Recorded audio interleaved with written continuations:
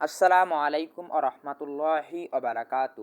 আশা করি সকলেই ভালো আছেন। বিকেলটা ছিল অন্যরকম।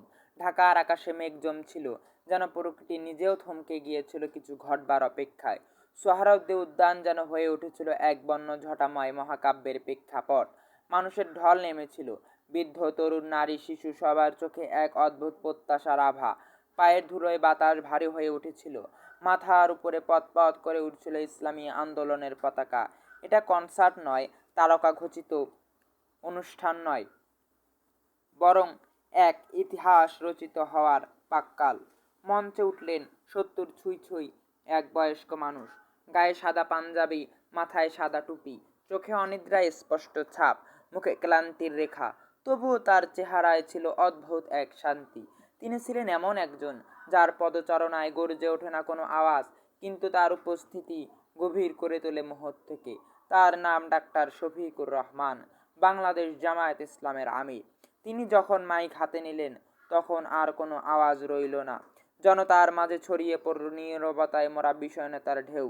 তার কণ্ঠে ছিল না কোনো জড়তা, ছিল না ভয়ের কণা মাত্র, বরং ছিল এক অভ্যন্তরীণ তৃপ্তি, বিশ্বাসের অগ্নিশিখা। আর যেটুকু শক্তি অবশিষ্ট ছিল তা তিনি ঢেলে দিলেন জনতার মাঝে। যেন তার শরীর ক্ষয়প্রাপ্ত হলেও হৃদয় তখন তরুণ, তখনও জ্বলন্ত। মুখোমুখি দাঁড়ালেন এক দায়িত্বের সামনে। নির্বাচন, রাজনৈতিক দমন পীড়ন, নিষেধাজ্ঞা আর অনিশ্চয়তার ভবিষ্যৎ। কিন্তু তার চোখে ছিল বিশ্বাস, হৃদয়ে ছিল আত্মত্যাগের প্রতিশ্রুতি। তিনি বললেন না কেবল কথা, যেন প্রতিটি শব্দ দিয়ে মানুষের আত্মা ছুঁয়ে গেলেন। সে বিকালে সময় যেন থেমে গিয়েছিল। সূর্যের আলো নিস্তেজ হলেও মানুষ জ্বলছিল সাহসে, বিশ্বাসে, ভালোবাসায়। কোনো ক্যামেরা পুরোপুরি ধারণ করতে পারেনি সেই আবেগ, সেই স্পন্দন, যা গোপনে তৈরি হচ্ছিল একটি জাতির হৃদয়ে। হঠাৎ করেই তিনি কেঁপে উঠলেন, তারপর স্টেজে পড়ে গেলেন। পুরো জনতা চিৎকার করে উঠল, স্যার, আল্লাহু আকবার। আমিরে জামাত। চারপাশে দৌড়াদৌড়ি শুরু হলো।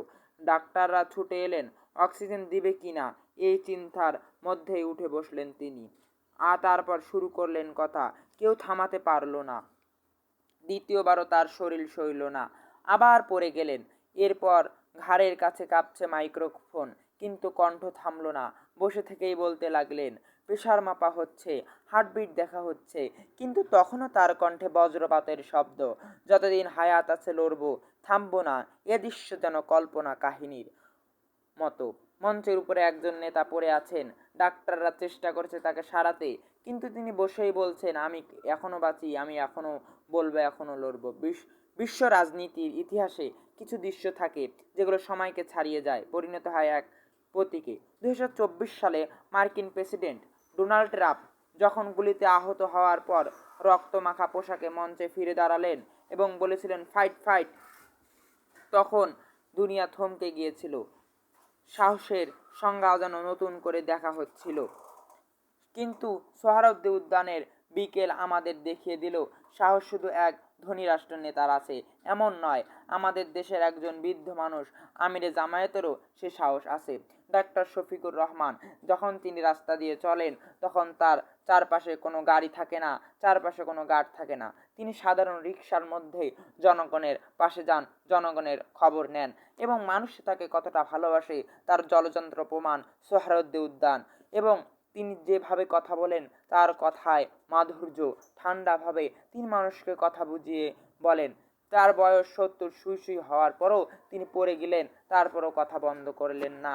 এতে বোঝা যায় শুধু ধনী ব্যক্তিদেরই সাহসী নেতা আছে না, আমাদেরও একজন সাহসী নেতা আছেন। তিনি হলেন ডাক্তার শফিকুর রহমান। তখন মানুষের ছোটাছুটি শুরু হলো। এরপর তিনি রাস্তায় মানুষের কাছে খোঁজ খবর নেন, জনগণের খোঁজ খবর নেন, মানুষের সঙ্গে মুসাফা করেন। তিনি হলেন ডাক্তার শফিকুর রহমান।